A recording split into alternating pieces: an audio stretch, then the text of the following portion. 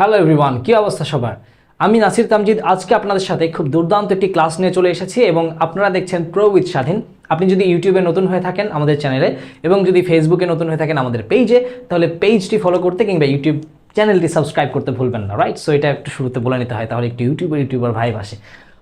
Anyway, আজকে কিন্তু আপনারা দেখে বুঝতেই পারছেন যে আমরা কী নিয়ে কথা বলবো। আমরা হচ্ছে আজকে এইচএসসির একটা একটু ভয়ঙ্কর টপিক, ফ্লো চার্ট নিয়ে কথা বলবো। সো ফ্লো চার্টটা কেন ভয়ঙ্কর? বিকজ কিছু নিয়ম আছে যেটা আসলে নর্মাল নিয়মের সাথে যায় না। নর্মালি আমরা একটা সেন্টেন্স লিখলে কী করি? সেন্টেন্সের শেষে আমরা একটা ফুল স্টপ দিই। নর্মালি একটা সেন্টেন্স লিখলে সেন্টেন্সটা সাবজেক্ট দিয়ে শুরু হয়, but flow chart is something different. So সেই ডিফারেন্ট জিনিসটা আজকে আমরা একটু ডিফারেন্ট ওয়েতে মজা করে শিখবো, ঠিক আছে? সো এখনও যারা ভিডিওতে রিয়াক্ট করেননি, একটা করে রিয়াক্ট করে দিতে পারেন, আর না হলে ভিডিওতে দেখা শেষ করে যদি বুঝতে পারেন, বুঝতে ভালো লাগে, দেন রিয়াক্ট করবেন। সো আজকে আমরা শুরু করবো হচ্ছে flow chart. And flow chart লেখার জন্য যে নিয়মগুলো আমাদের একটু জানার দরকার সেগুলো নিয়ে আগে একটু ডিসকাস করে নিই, দেন আমরা ফ্লো চার্টে যাব। ওকে, ফ্লো চার্ট শেখার জন্য বা ফ্লো চার্ট পারার জন্য আমাদেরকে কয়েকটা টার্মসের সাথে একটু পরিচিত হতে হবে। এর মধ্যে একটা টার্মসের নাম হচ্ছে জিরান্ড। আমরা কি জিরান্ড সবাই চিনি? জিরান্ড কিন্তু আপনাদের মধ্যে অনেকেই থাকতে পারেন চেনেন না, তাদের জন্য বলে নেই। যখনই ভার্বের প্রেজেন্ট ফর্ম বা V1 এর সাথে আইএনজি যুক্ত হবে তখন সেটাকে আমরা বলবো হচ্ছে জিরান্ড। একই রকমভাবে ইনফিনিটিভ, যখনই কোনো একটা ভার্বের আগে ইনফিনিটিভ যদি কোনো একটা ভার্বের সাথে টু যুক্ত হয়, 2 + V1, তখন সেটাকে আমরা বলি হচ্ছে ইনফিনিটিভ। তো নর্মালি একটা ফ্লো চার্ট হয় জিরান্ড দিয়ে শুরু হবে, না হলে ইনফিনিটিভ দিয়ে শুরু হবে, নর্মালি না হলে একটা নাউন দিয়ে শুরু হবে। সাবজেক্ট দিয়ে কিন্তু ফ্লো চার্টের সেন্টেন্স শুরু হয় না, এটা একটা বিরাট সমস্যা। হয় জিরান্ড দিয়ে শুরু হবে, না হলে ইনফিনিটিভ দিয়ে শুরু হবে, না হলে নাউন দিয়ে শুরু হবে। যেটা দিয়েই শুরু হোক, আমাদেরকে সেন্টেন্সটা যে বাকি 5টা সেন্টেন্স আমাদেরকে বানায় লিখতে হবে। একটা সেন্টেন্স তো করে দেওয়া থাকবে, যেরকম এখানে আপনারা দেখতে পাচ্ছেন একটা সেন্টেন্স করে দেওয়া আছে, এই যে 1 নাম্বারটা। বাদ বাকি 5টা সেন্টেন্স আমাদেরকে তৈরি করতে হবে। সেই তৈরি করা সেন্টেন্সগুলো অবশ্যই যে সেন্টেন্সটা করে দেওয়া থাকবে সেই সেন্টেন্সের নিয়ম অনুসারে আমাদেরকে করতে হবে।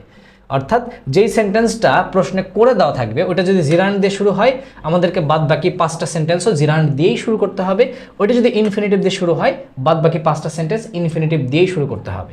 একই রকমভাবে ওটা যদি নাউন দিয়ে শুরু হয়, বাকি 5টা সেন্টেন্স যখন আমরা বানায় লিখব তখন নাউন দিয়ে বানায় লিখব। ওকে, এটা হচ্ছে প্রথম বোঝার জিনিস। এখন ফ্লো চার্ট লিখতে হলে বেশ কয়েকটা নিয়ম ফলো করে লিখতে হয়। যেরকম ফ্লো চার্ট সবসময় বক্স আকারে লিখতে হয়। একটা সেন্টেন্স তো আপনার করে দেওয়া থাকবে, তো আপনি ওই সেন্টেন্সটা লিখবেন। ফর এক্সাম্পল, আপনি লিখলেন যে ফার্স্ট সেন্টেন্স। ওকে, সো ফার্স্ট সেন্টেন্সটা আপনি এখানে লিখবেন, যেটা আপনার এখানে করে দেওয়া থাকবে ফার্স্ট সেন্টেন্স, সেটা আপনি লিখবেন।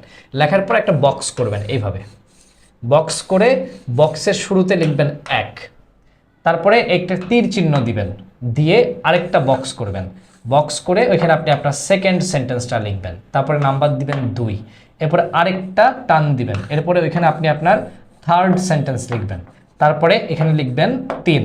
একই রকমভাবে 4, 5, 6 এরকমভাবে চলতে থাকবে তীর চিহ্ন আকারে। যদি আপনি বক্স না করেন কিংবা এরকম তীর চিহ্ন নিচের দিকে না দেন, তাহলে আপনি ফ্লো চার্টে আন্ডা পাবেন। বুঝতে পেরেছেন ব্যাপারটা? ওকে, আরেকটা জিনিস যেটা সবচেয়ে বেশি স্টুডেন্টরা ভুল করে সেটা হচ্ছে ফ্লো চার্টের ক্ষেত্রে কোনো ধরনের কোনো ফুল স্টপ দেওয়া যাবে না। সেন্টেন্সের শেষে নো ফুল স্টপ, কোনো ফুল স্টপ দেওয়া যাবে না।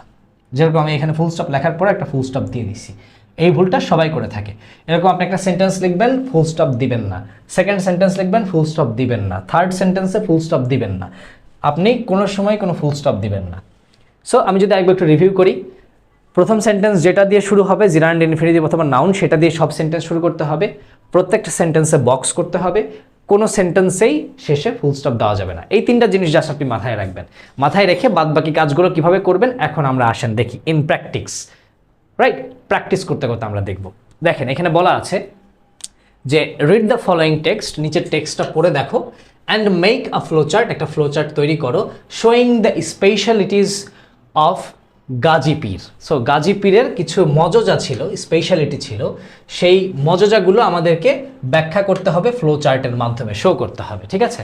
ওকে, তারপর বলা আছে 1 is done for you। So একটা করে দেওয়া আছে, ওইটা অনুসারে বাকিগুলো আমাদেরকে করতে হবে। এটুকু পর্যন্ত আমরা বুঝলাম।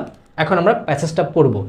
মানুষ সবচেয়ে বেশি ভুল করে স্টুডেন্টরা, সেটা হচ্ছে প্যাসেজটা না পড়েই আগে নিচের দিকে তাকায়। নিচের দিকে তাকানো যাবে না, কোনটা করে দেওয়া আছে না করে দেওয়া আছে পরে, আগে পড়তে হবে প্যাসেজটা।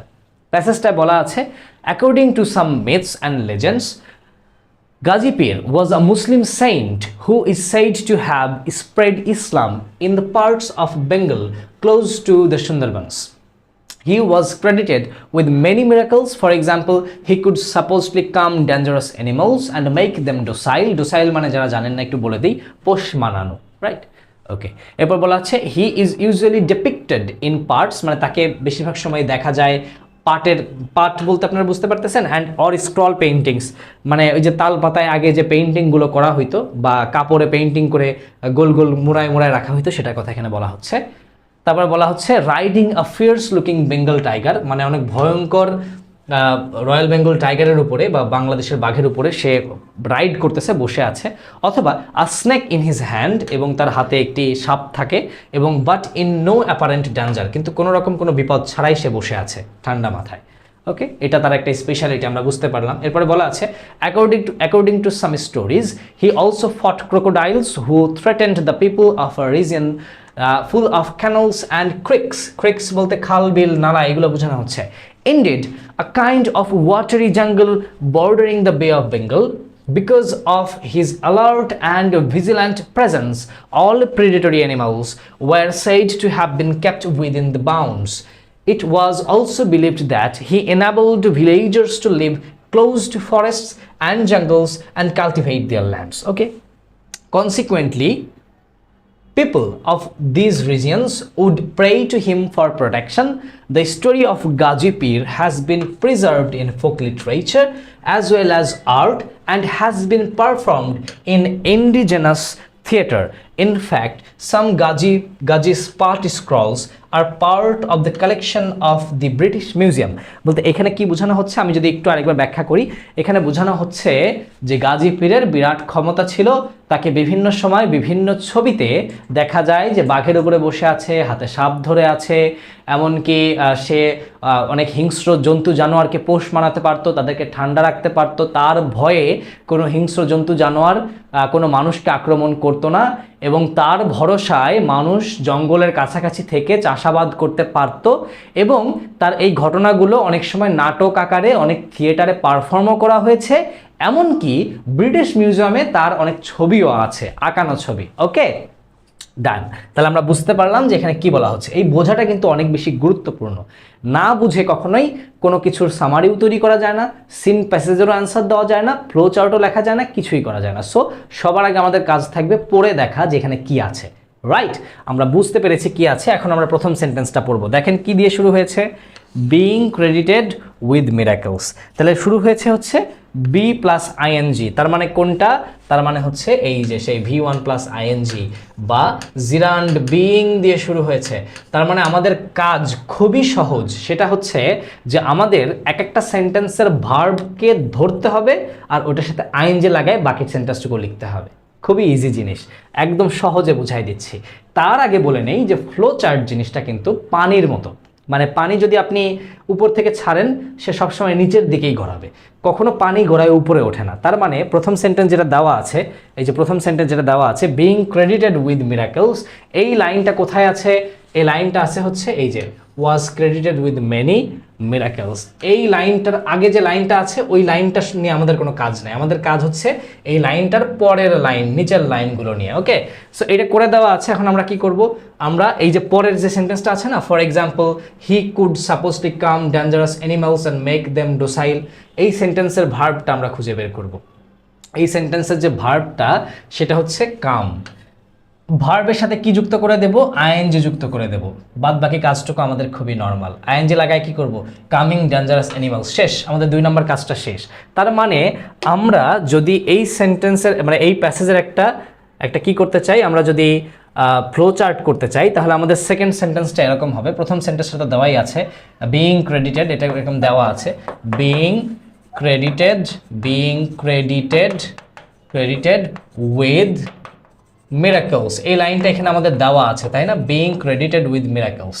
এটা আপনি কি করবেন, আগে লিখবেন, লিখে এরকম একটা বক্স করবেন, বক্স স্কেল দিয়ে করবেন, আমি বোর্ডে লিখছি জন্য একটু আঁকাবাঁকা হচ্ছে। তারপরে এখানে লিখবেন 1, তারপর নিচের দিকে একটু টান দিবেন, টান দিয়ে কি করবেন, ওই যে আমরা এখানে দেখেছিলাম এই যে সেকেন্ড সেন্টেন্সের ভার্বটা কাম, এটার সাথে আপনি আইএনজি লাগাই দিবেন, কামিং ডেঞ্জারাস অ্যানিমালস, যেহেতু এখানে আইএনজি দিয়ে শুরু হয়েছে পরেরটা আইএনজি দিয়ে শুরু হবে, তাহলে আপনি লিখবেন coming dangerous animals, coming dangerous animals, এটা লিখলেন, লিখে কিন্তু ফুল স্টপ দিবেন না, বারবার করে বলছি।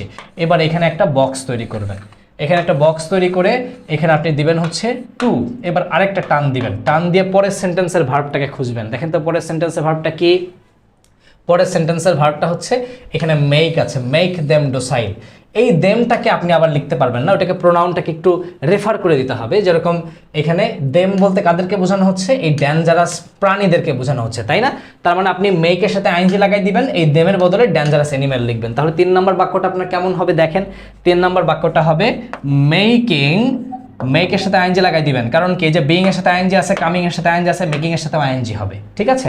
তাহলে মেকিং, তারপরে আপনি এই যেখানে ডেঞ্জারাস অ্যানিমালসের বদলে মানে ওইখানে দেম ছিল, এখানে আপনি ডেঞ্জারাস অ্যানিমালস লিখবেন, মেকিং ডেঞ্জারাস অ্যানিমালস লিখে এখানে লিখে দিবেন হচ্ছে ডোসাইল, লিখে ফুল স্টপ দিবেন না, এখানে আপনি আবার একটা বক্স তৈরি করবেন, বক্স তৈরি করে এখানে দিবেন হচ্ছে 3, এরপর টান দিয়ে 4 নম্বর বাক্য কোথায়, 4 নম্বর বাক্য দেখেন তো এখানে পড়েন, he is usually depicted in parts on scroll paintings riding, এই যে রাইডিং, এখানে কিন্তু আইএনজি অলরেডি করেই দেওয়া আছে। তাহলে আপনি কি করবেন, riding a fierce looking Bengal tiger, আপনি এখানে 4 নাম্বারটা লিখবেন, riding a fierce looking Bengal tiger, লিখে একটা বক্স করবেন, বক্স করে এখানে দিবেন 4, তারপরে টান দিয়ে 5, 6 নাম্বার সেন্টেন্স লিখে ফেলবেন। বাকি 2টা সেন্টেন্স আপনাদের বাড়ির কাজ। আমি এই প্যাসেজটা এখানে বের করে দিচ্ছি, খুব সুন্দরভাবে চাইলে স্ক্রিনশট তুলে নিতে পারেন, অ্যান্ড আপনারা কি করবেন, বাড়ির কাজ হিসেবে বাকি 2টা সেন্টেন্স কমপ্লিট করবেন। আশা করি আপনারা পুরো ব্যাপারটা বুঝতে পেরেছেন। যদি কোনো কিছু না বুঝে থাকেন তাহলে কমেন্ট বক্সে জানাবেন, বাট এখনই যাওয়ার দরকার নেই, কিছু কথা বলার আছে। সেটা হচ্ছে যে আমরা কিন্তু প্রত্যেকটা ভিডিওতেই বলি, আজও বলছি, আপনারা যারা ঢাকা বিশ্ববিদ্যালয়ের স্বপ্ন নিয়ে পড়াশোনা করছেন, সেই স্বপ্নকে যদি আপনি আরও সুন্দরভাবে বাস্তবায়ন করতে চান, আপনি যদি চান বাংলাদেশের যে কোনো প্রান্তে অবস্থান করেই ঢাকা বিশ্ববিদ্যালয়ের মেধাবী ভাইয়াদের কাছে আপনারা পড়াশোনা করবেন, তাহলে বাসায় বসে আপনি আমাদের এই কোর্সটা কিনতে পারেন, ঘরে বসে প্রস্তুতি নিতে পারেন ঢাকা বিশ্ববিদ্যালয়ের। সেটা আগে থেকেও নিতে পারেন, পরে থেকেও নিতে পারেন, আপনার ইচ্ছা আপনি কবে থেকে নেবেন। বাট আমার বিশ্বাস এই কোর্সটা করলে আপনার জন্য ভালো হবে, খারাপ হবে না। কোর্সটা কি, কোর্সটা হচ্ছে আমরা 2টা ইউনিটের কোর্স ছাড়ছি, একটা হচ্ছে বি ইউনিট, একটা হচ্ছে সি ইউনিট। বি ইউনিটে আপনি বাংলা, ইংরেজি, সাধারণ জ্ঞানে টোটাল ক্লাস পাবেন 120টা, সাথে পাবেন 20টা ফাইনাল মডেল টেস্ট, টোটাল হচ্ছে মাত্র 3000 টাকা। আর এই একই ধরনেরই কোর্স হচ্ছে সি ইউনিটের জন্যও আছে, এটা হচ্ছে টার্গেট ডিউ ব্যাচ সি ইউনিটের কোর্স। এখানে ক্লাসের সংখ্যা আর একটু তুলনামূলকভাবে বেশি, আপনারা বোর্ডে দেখতে পাচ্ছেন যে বাংলা, ইংরেজি, হিসাব বিজ্ঞানের 100টা ক্লাস, সাথে ব্যবসায় সংগঠন, ফিনান্স এবং উৎপাদন ব্যবস্থাপনার 45টা ক্লাস। ক্লাসের সংখ্যা বেশি এবং পরীক্ষার সংখ্যা 20টা, সব কিছু মিলাই এটার দামও হচ্ছে মাত্র 3000 টাকা। অ্যান্ড এইটার ক্লাস শুরু হবে হচ্ছে আপনার বি এবং সি ইউনিটের 2টা ক্লাস শুরু হবে 8 অক্টোবর থেকে, এই যেখানে লেখা আছে 8 অক্টোবর থেকে শুরু হবে। So you have time to decide, আপনি ভাবতে সময় নিতে পারেন, অ্যান্ড আপনার যদি ইচ্ছা হয় do yourself enroll here. So এখানে ভর্তি হলে আমার সাথে আপনার পেইড ক্লাস হবে, তখন শুধু ভিডিও দেখে কমেন্ট করবেন না, আমাকে ডাইরেক্ট প্রশ্ন করতে পারবেন। সো আমি নাসির তামজিদ, আজকে আপনাদের ক্লাস নিলাম কিভাবে একটা সুন্দর ফ্লোচার্ট লেখা যায় সেটা নিয়ে। সো আশা করি সবাই বুঝতে পেরেছেন কিভাবে ফ্লোচার্ট লিখতে হয়, বেশ কয়েকটা নিয়ম সম্পর্কে কথা বলেছিলাম। আর যদি ভিডিওটা ভালো লাগে তাহলে শেয়ার করতে ভুলবেন না, রাইট? সো আজকের মতো এখানেই, সবাই ভালো থাকবেন, সুস্থ থাকবেন, টাটা।